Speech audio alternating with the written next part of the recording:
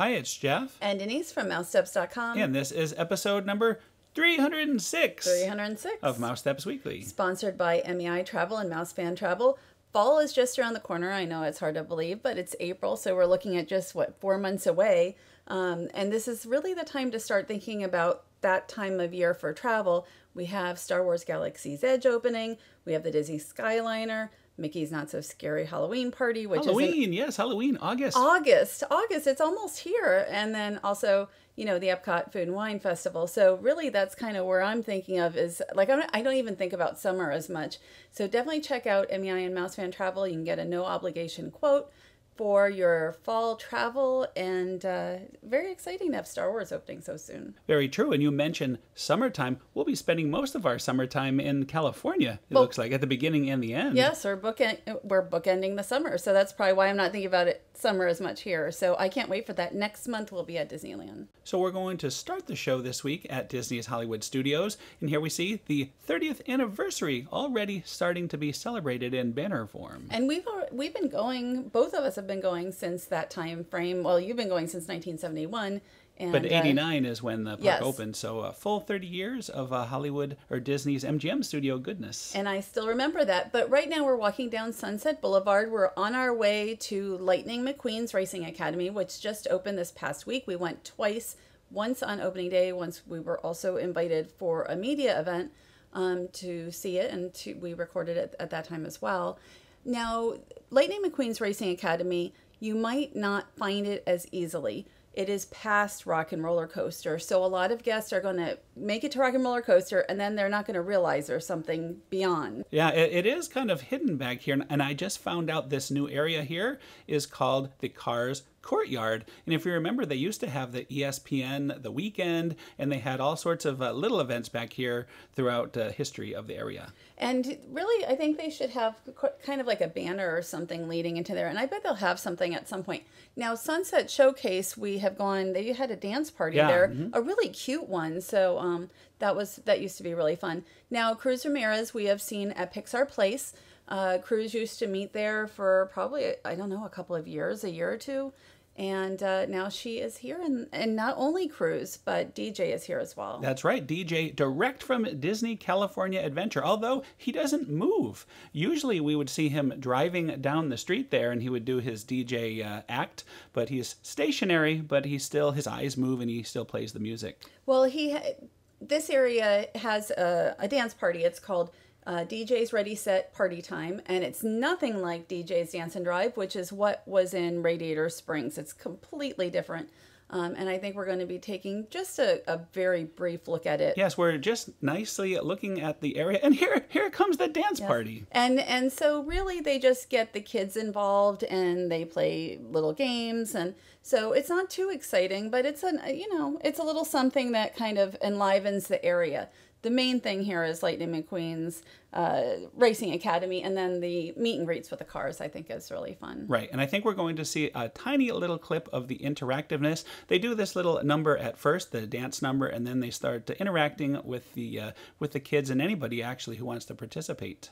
Yeah, I mean, it really is more for kids. It happens a number of times per day, and this you can find on the schedule. However, Lightning McQueen's Racing Academy, you won't find that on the schedule as far as times, because it's just a continuous show.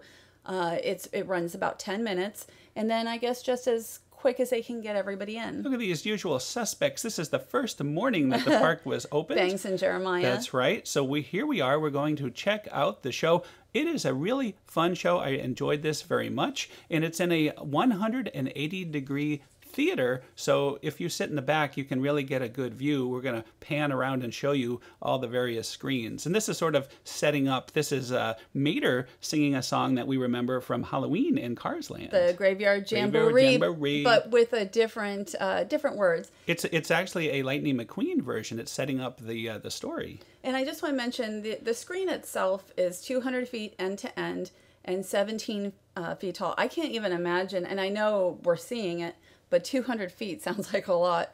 So the animatronic Lightning McQueen is incredible. There isn't a lot of facts and figures on him. Not a lot has been said about the show.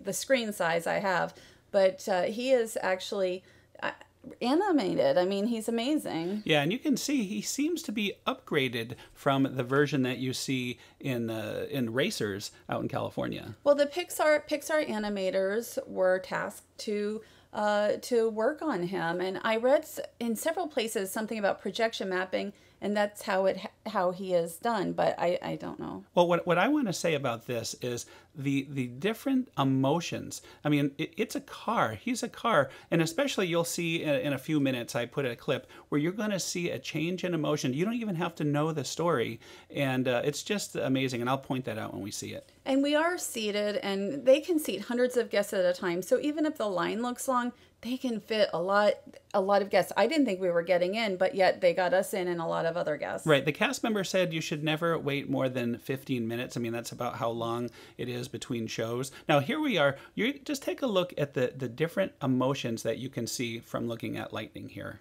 He really is. I mean, I think he is the one thing that everybody's just really been raving about. And it's just a 10-minute show, you know, while you guys are looking at his emotions. It's just a 10-minute show. So it's kind of nice in that it tells the whole story. It's not too long. You know, kids aren't going to be squirming or anything. It really is perfect. I've never seen anybody in the couple shows we have seen walk out or look bored. Like, it really is a fun show. Yeah, everybody seems to like it. It has music that's very catchy. And I think there's a rewatchability. As we're seeing here, this is the front row we mentioned, and this was the second time I've seen it. And, you know, you really can't get a grasp of how much grandeur it is from up here. So that's why it's interesting to see it twice. And here is what it looks like from the back, where you see much more of the screen. So I think it's worth doing it a couple times from various angles to fully see the experience. And I pretty much sat in the same seat twice because I liked the seat I had. I was off to the left-hand side as you're facing the screen, and in the back, completely in the back. And I just really like being able to see everything. I could see Lightning McQueen just fine, and then I could see the screen and everything that was going on. Now, the only upgrade I could say is if this was going to be a permanent attraction, you could have the seats move along to the action and bounce around and everything. So that would really plus it a little bit. That would be interesting. So anyway, I say thumbs up for me. I thoroughly enjoyed Lightning McQueen's Racing Academy. Yes. Radiator Springs I enjoy very much too. I like Radiator Springs too, but this was really a good time. Oh, and for all you wall fans taking pictures and all that with wall, here we have a new wall outside. A couple new walls. You know what? There's always going to be new walls, but yeah, there's a lot of places. Although this area that we're looking at the moment ended up being kind of more of a stroller area. Yes. But that was it. Again, I really do recommend it. It's a nice addition to Disney's Hollywood Studios. So since we are over at the studios, we took the opportunity to dine at the Hollywood Brown Derby. And neither of us had been to the Hollywood Brown Derby in 10 plus years. The last time I did it was Lunch with an Imagineer, and that was like 11 years ago. Yeah, it's been a while, long while. And so Jeff has been talking about going back, and so we did, finally. And I found this little plaque outside, inspired by the Vine Street Brown Derby, built in 1928. And that was, I didn't realize it was actually a chain of restaurants. I thought it was only one restaurant, but apparently there was a chain. There were multiple ones in Hollywood. And here we're looking at some of the caricatures, just like the original Brown Derby. I saw Jimmy Dodd just a moment ago, which I had never noticed. So we're about to enter. We had a little snafu. I had booked it 1 week ahead of when we were actually supposed to dine. So that was very nice of them to get us in. And here is a look at the restaurant. So hopefully you canceled. And okay, so one of the cool things was we had a citizen of Hollywood, Evie Starlight, who came in, and we were totally not expecting that, and it really made the meal even better. Here she is right now. I am Evie Starlight, the blonde bombshell of Hollywood. I'm not the brightest star in Hollywood, but I sure know how to sparkle. Welcome. I know you're here for Lightning McQueen. I hope you don't mind meeting me on the side here. I'm not quite as big of a celebrity. To me, you are. Thank you. Lightning who? Lightning who? Lightning McQueen. I can tell you anything about those films since my pet 6-year-old knows absolutely everything and has watched them 5 billion trillion times. The chow haunts me. Also, the songs that they play haunt me. But that's okay. Well, welcome. Thank you very much. Thank you very much. Thank you. I gotta meet my fans. Yes, you have a lovely lunch. You too. Bye-bye now. Okay. That was really wonderful, and there's no guarantee that you'll have a citizen of Hollywood, and it only happened, she said, during lunch. Right. But it was just really nice. And here is my tomato soup. I totally forgot I had tomato soup. I wrote down everything else. With mozzarella in it. It was very good. Thank you for letting me taste some of that yummy soup. That was really, okay, I'm just going to mention, I thought that the prices were actually very reasonable for what we had. We didn't go too crazy. There is your Cobb salad. How was that? And it was awesome. Just as I remembered from all those years ago when I had it last. I apologize, I should have gotten a clip of it or a picture before they came and mixed it, because it was a beautiful presentation. You hadn't been eating it. It just was mixed around. They do that for you. A different person appears out of nowhere and mixes it. It's really nice. So the braised beef short rib is what I had, and it was excellent. And this is $24. I mean, if you're on the Disney dining plan, I think it's probably better an item to go out of pocket on, because it is 2 dining credits for the Brown Derby. The food here was fantastic. Everything that we had was terrific. And you had chicken in your Cobb salad. Yes, and I should mention they also take a pass holder discount of 10%. Yeah, I just thought that was a very good value. I mean, I would definitely want to go back again. Now, we also had dessert, and this is the mini dessert trio. You can choose from a number of items. We had the mini grapefruit cake, the warm blueberry cobbler, and the banana toffee cake. It was nice. It wasn't earth-shattering. Well, the grapefruit one is their specialty. Nice. Right. I thought it was very good. That's a long-time specialty of theirs. But there are other items at Walt Disney World I would probably rather have for dessert, but it was a nice ending to the meal. Well, I'll tell you what, I will not be waiting 10 years to go again. No. I cannot wait to go back. So speaking of going back, we are going back to the parking lot area and checking out the Disney Skyliner testing again, because they had 6 unwrapped gondolas this time. So we thought it was kind of interesting to see it. None of them are the character gondolas. I've been asked about that. There are people on my Instagram who are wondering, do they not have their decals yet? But a lot of them do have characters on them. They're just covered up. Well, the real question is, will there be a separate line if you want to wait for the Haunted Mansion gondola? And that was sort of a question I had as well, and I had never even thought of it. Somebody said, wait till, guests want to go on the Haunted Mansion. Or certain ones, yeah. Right. So, but I would rather see it probably than ride it. It will just be interesting. I don't know if you'd be able to, if you are on the Haunted Mansion one or a different character one, would you be able to know that you're on it? And look at the windows. They're kind of like slats facing downward, so I don't know how good you'd be able to photograph out them. So that's another thing that'll be interesting. I guess we'll find out soon enough. Everything, yeah. Maybe more out the sides, but we'll see. I'm hoping that there'll be really great views. I'm actually really looking forward to this. This is supposed to open this fall. Maybe it'll be around the opening of Star Wars Galaxy's Edge, because that will be a really important time with so many guests coming in.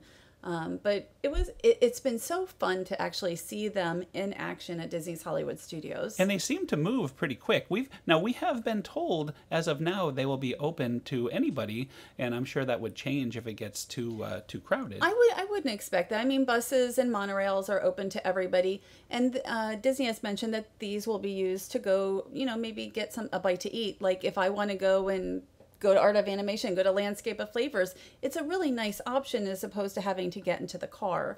Yeah, I think that'll be great. I will dine at the hotels more after this opens. And these were really quick. It took about 8 to 9 minutes for them to make the round trip from Disney's Caribbean Beach Resort, so about 4 to 4.5 minutes each way. And of course that could change depending on how fast they're going to go and, guests getting on, but it is a fast trip. And you've heard that all of the capsules are accessible. Well, I read that online, that wheelchairs will be able to go into these, and I think all of them. So we will see just a few more months away. And now it's time for the Polite Pig. I'm going to be very, very hungry very soon. Well, I know we haven't even had lunch yet. So we were invited to the Polite Pig to taste some of their new items. And the Polite Pig is one of my favorite counter service locations across Walt Disney World. Their food is excellent. It's a terrific value also on the dining plan if you're going to have that. The free dining plan, I think, is starting pretty soon for those who have purchased it. And I can't recommend the Polite Pig enough. And we tried quite a few, I don't want to say quite a few items, but a few drinks and a few dishes. Mm-hmm. And this is the Peach Bourbon Lemonade Slushie. It is a seasonal slushie. It is neither too tart nor too sweet. And what a great way to start the morning. Yes, and This that is was at really good. opening, right at opening, and you pair that with some of these delightful barbecue meatballs. Well, this is the burnt ends barbecue meatballs. This is the best thing that we had, at least for me, at the meal.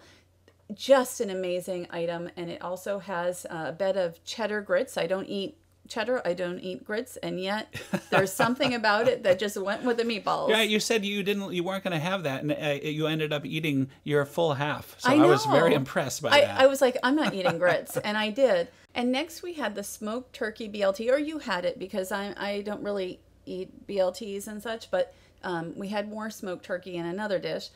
This has bacon, onion, jam, and cheddar, and you really like this. Oh yes, I would absolutely get this again. The only thing that took away was the fact that we had a big giant turkey platter right next to it. I don't want to say a turkey platter, but it was a nice, generous portion of turkey. Yes. Right. And this beer, very strong, but excellent. 11%, although I think they've had 13% before, but this is called a Wayfarer beer. They just tapped it really recently, and I believe that up in Winter Park they did, and then that's like their sister restaurant is the Ravenous Pig. Really goes down smooth. You don't even notice that 11% until you stand up. And so this is the smoked turkey breast. I really like this. I like having, the jalapeno cornbread, and then also one of the market sides. They have excellent market sides here. And you can, if you're on the dining plan, you can get 3 market sides for 1 quick service if you decide you don't want to have an actual entree. There is a favorite aside right there. That is a crispy Brussels sprouts with, it's like got whiskey caramel. It's like candy. It is like candy. I always say that. Amazing. It is one of the best items, and I don't eat Brussels sprouts normally, but it is so tasty. And then the coleslaw is very good too. And this is a bee's knees with London dry gin and then honey and lemon. Not too sweet. I don't really drink overly sweet alcohol drinks or even regular drinks anymore. And I thought this was really nice. Both drinks that we tried, and really your beer, probably all good for a hot day. I don't know. Is beer good for a hot day? I don't know about that. And so we have 2 desserts here. One is the orange blossom pie, and I believe these are both new. And then the other is the red velvet cake. The pie, by far, I think is better. The red velvet cake was just a standard red velvet cake, nothing too special. But the orange blossom was really good. And I apologize for the slight flicker there. It was a bit dark, so I had to lighten all this up. But really, everything to me was excellent. I can't wait to go back there as well to the Blight Pig. I just love all the smoked taste there is so good. Everything it has that smoke flavor in it. I really like their chicken salad sandwich is something that we've gotten. And then also they have the Gideon's Bakehouse cookies, the chocolate chip cookies, which are amazing. So as you can see, we're going over to the Grand Floridian. It is time, it's already time for the Easter egg, the chocolate Easter egg display. And this display will be up for almost a whole month from, through April 28th. It doesn't matter from when anymore. And there are quite a few, over a dozen new eggs, probably about 16 new eggs here. And so I really look forward to this display every single year, and they have treats, and we're going to be showing those as well. Yeah, so creative. I love every year, love these type of things. So the eggs themselves are 16 to 20 inches tall mostly, and then 9 to 12 pounds. So we have Tafiti here. I think that's how you say it. Yes, from Moana. And then we have Van Gogh's Starry Night, which is really, I just love Van Gogh and the Impressionism. Like we go to the d'Orsay Museum. I just love that. In Paris, of course. Yes. And so also we have the Up House. And while we're looking at these, I just want to mention that they all have other sides, and sometimes it's all around the egg. Well, a good example of that would be the Mary Poppins egg. I'll let you explain that right there. Well, Mary Poppins Returns is on the front, and you can see like the rubber ducky and all that. And then on the back is Mary Poppins, the original. So, and then we have Dumbo here. But I just thought that was really unique and really fun. And here we have the Frog Prince. We have the 101 Dalmatians.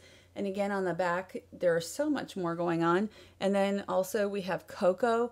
And Through the Looking Glass is on the right-hand side with the Alice in Wonderland and Humpty Dumpty. And then we have the aliens with a claw from Toy Story. We don't know which, probably Toy Story, the original. And I was like, did Alice in Wonderland, did she have something to do with Humpty Dumpty? And I had totally forgotten about the Lewis Carroll through the looking glass. And so we also have Grand Fiesta Tour, and we have Lilo and Stitch. So there's some fantastic, these are all the new ones are up front.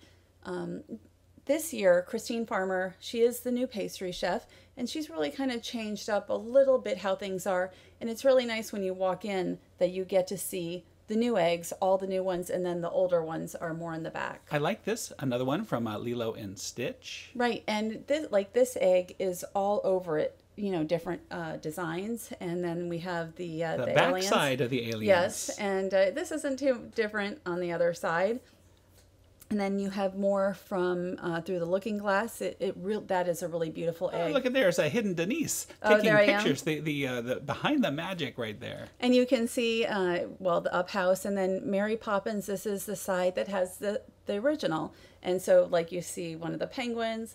And then you see more Dumbo and more of the 101 Dalmatians. And really, these are just amazing works of art. And some of them will come back, I'm sure, in future years, just like a lot of the other eggs have. I love listening to you talk because you are very passionate about all these things. That's one of the highlights. I really love these. You have the Ofrenda also on the cocoa egg. And there's just so much detail put into these eggs. And you can tell there are certain pastry team members who can do certain things, like make certain designs like animals, or some of them are really good artists. And here is Mama Coco, one of my favorite eggs. I really like the detail in this cocoa egg. They just do a fantastic job here, and it's very exciting for me each year to see what the new eggs will be. And so Coco was one of them, and Coco's been such a very popular film for everything. But okay, this elephant has been here. He's not Dumbo. He has been here before. And remember when I mentioned about the pastry team, there is one member of the pastry team who creates animals like nobody's business. Oh yeah, like those dogs. Remember how realistic they were? The same person would do, the same cast member would do the elephant, and is amazing. So here we are. For the first year ever, they're actually selling treats, which I think it would have been nice if they had been doing it all along, because, treats and Easter go along with the jelly beans and the chocolate. Just like the gingerbread house. It's something special, right? And so this is sort of their gingerbread house as far as treats. And I think that they are really pretty reasonably priced as well. And we didn't take a couple items home. We bought a couple of items. Yes. But they have different items. Not a lot of Disney. Just the Mickey macaron whoopie pie. Mm-hmm. And of course, that's one of the items we did buy. No macaron, Mickey whoopie pie. Right. So we did buy that. And then they have this item called the Grand Egg, which is $9. That's the most expensive item. And it is chocolate. And they make everything here with jelly beans inside. We had to get one of those too. Yes. And I want to get one of the carrot items as well. But these are the whoopie pies. And they are the same flavor no matter what color you get. They also have hot cross buns. These are $3. We had a sample of those. Remember, they were handing those out. Those were very good. I would get that. Right, and again, $3. So the most expensive item here, $9, and then they have just a variety of different items. And you're getting something that's high quality, made by the pastry team. And even these eggs, it's like, oh, are those made by them too, the bakery? And they said yes. So I just think it's really cool to get something handcrafted. And the chocolate here is excellent. Well, I cannot wait to take my parents to check this out. They're in town this week, and maybe we'll make a little purchase. We have to support this. I'd like to see this continue for all the resorts in the coming years. It would be nice if they all had displays, but we keep busy with the Grand Floridian and some of the others. Yes, absolutely. And we're about to jump to another resort. Here is the Disney's Coronado Springs. So this is a Grand Destino Tower. That's really what we're going to be looking mostly at. This is going to open on July 9th. So we went over, it's still under construction to some degree, especially they're working on that front entrance, because that will be the entrance to Disney's Coronado Springs Resort. It won't be the entrance that it is now. I wonder what will happen to the old check-in area. I'm not sure. Maybe they'll use it as part of like the convention center or something. So this is the back, and you can see they're still kind of constructing, I guess, what will probably be a covered walkway. I'm assuming that's what it is. So the Grand Destino Tower will add another 545 guest rooms with 50 suites, and there will be a 2-story lobby. They're going to have club level is going to be called, like, they're going to have a Kronos Club available. It's going to be really a nice benefit for those coming in, especially for conventions. And right now we're looking at, they're going to have, well, this is Villa del Lago, but that's not the name anymore of the restaurant here. There's going to be a restaurant, and that will be called Three Bridges Bar and Grill, because there are 3 bridges, I guess, that lead to it. Yes, that makes a lot of sense. And that will be really nice, too, because before, if you were going to be staying at Disney's Coronado Springs Resort, you had to walk around the lake. There was not as many bridges, I don't think, I think it'll be a little quicker to get everywhere. It'll be much, much quicker, especially if you're staying right in the center of the Coronado and you want to go to the swimming area. You could just walk right across the lake now. It will be really nice. And so you can see kind of the designs on this Villa del Lago. And there's going to be, I guess, areas. It's really hard for me to tell how big this is, but I guess there'll be kind of group areas available. So, you know, guests can go to Three Bridges Bar and Grill, but there's also going to be some areas for, let's say you're having a meeting. So we'll see. I mean, it's hard to tell without actually being there. Yeah, we need this place to open soon so we can check it out fully and have the correct answers. But Disney's Coronado Springs is changing so much, and we're kind of just looking here. They're going to have an open fire, an open fire pit. Here, and so that'll be very nice to sit out there, have a nice view of the water, have a cocktail or two. I think it will be really nice. So you can kind of see that right here, just how open it is. But it's really, again, you know, once they open it, I'm actually really looking forward to checking that out and, you know, eating there. So is this at all connected to DVC? No. Disney's Coronado Springs, like the Riviera Resort is. But this really is because Disney's Coronado Springs has had a convention center that's been huge. I think it's still one of the biggest in the Southeast.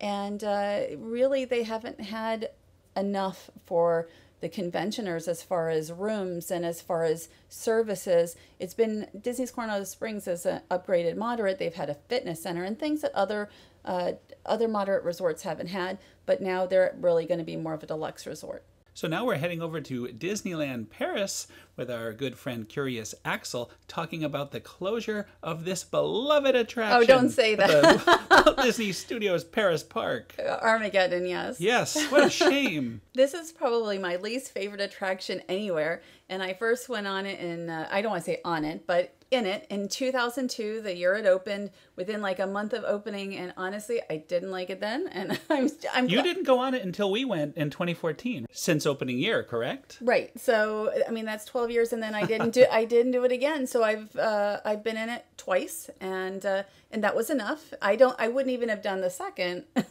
without me, but yes. I knew it was coming to close soon, so I decided I'll say my final goodbye last December on our last trip. So I did get to experience it myself one last time. And I'm very excited for what Walt Disney Studios will be bringing. You know, the park has brought in Ratatouille and Tower of Terror since I was there, and Crush's Coaster. And I think now they're really going to expand, and it's really going to be exciting to see that. Well, this should be interesting. Let's look at Curious Axel, see what he has to say about the going away event for annual pass holders.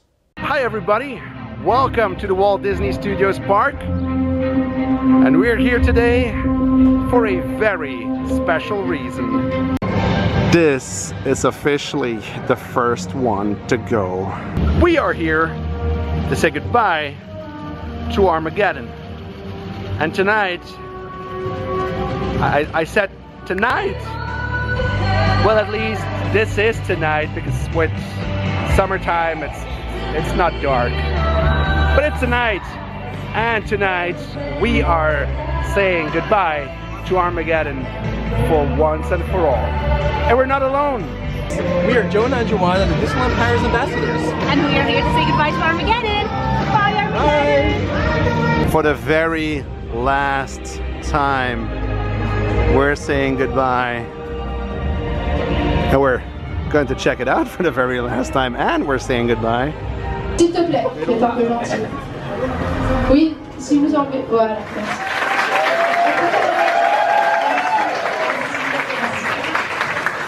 The last pre-show. I had this feeling that this one took like 7 hours to end. But it's done. It's done.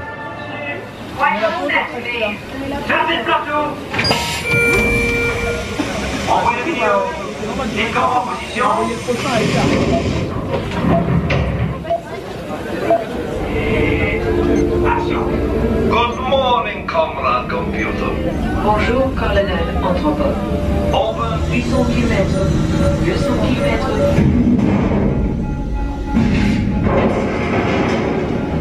This is not good.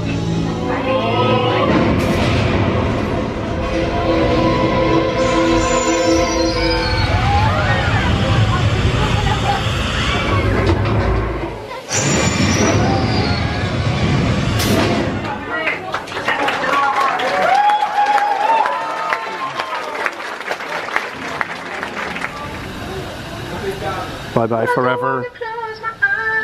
Oh, please do. Please do. Thank you, guys.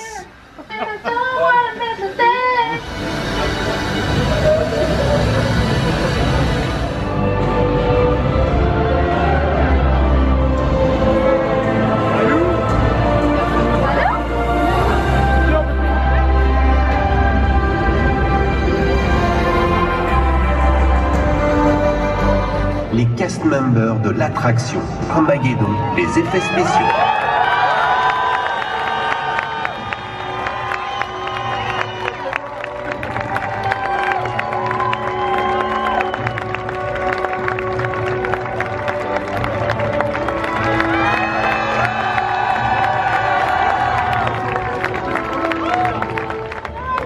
T-minus 10, 9, 8, 7, 6. We have main engine start. 4, 3,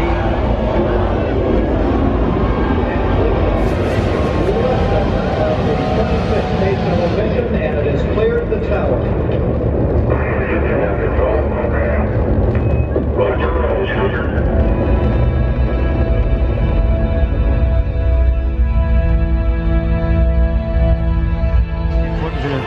So guys, this is it.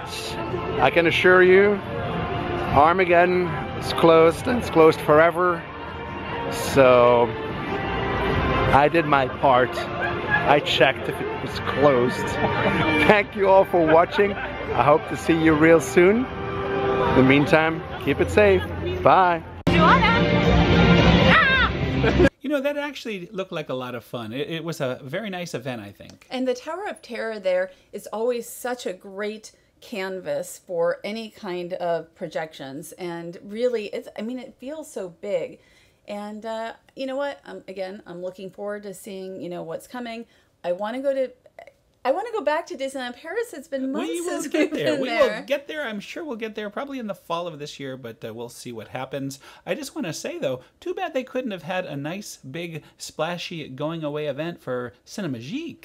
Oh, you know what? I thought the way they did Cinemagique was very nice, and Tony Baxter was there, and I thought that was nice and low-key and lovely. And I guess this fits the theme of Armageddon, this whole event they had. I just want to go back to Disneyland Paris, and I don't want to wait anymore. Well, so we do want to thank our good friend Curious Axel, and you can look up Curious Axel on YouTube. We'll link to his YouTube channel. Thank you. And that is another show. That's another show. Thank you to our sponsor, MEI Travel and Mouse Fan Travel.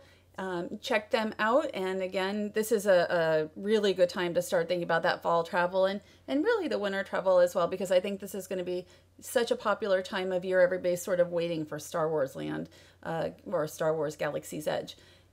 Also, we're going to be talking about Haleo next week, and we'll be talking about Planet Hollywood. And I'm not sure yet what else, because you're going to be spending a lot of time at Typhoon Lagoon. And we're going to the Kiss concert in Tampa. I don't think we'll be covering that on We the are show. not. No, we won't be discussing that. But somehow I think we'll be getting all sorts of good materials. You'll be very busy. I will be. I'll be running around the parks at least one day, parks and resorts, to see what's going on. You know, if we can get over to Epcot, it would be nice to see the Easter egg hunt. Oh, yeah. I mean, I don't know if I don't know what we'll have time for this week because, again, you want to spend a lot of the week with your parents. Right, So, as much time as possible. It's always good when your parents are in town. yes, so we'll see what next week brings. So anyway, thanks again for listening. Have a great week, and we'll see you all next week. Have a great week.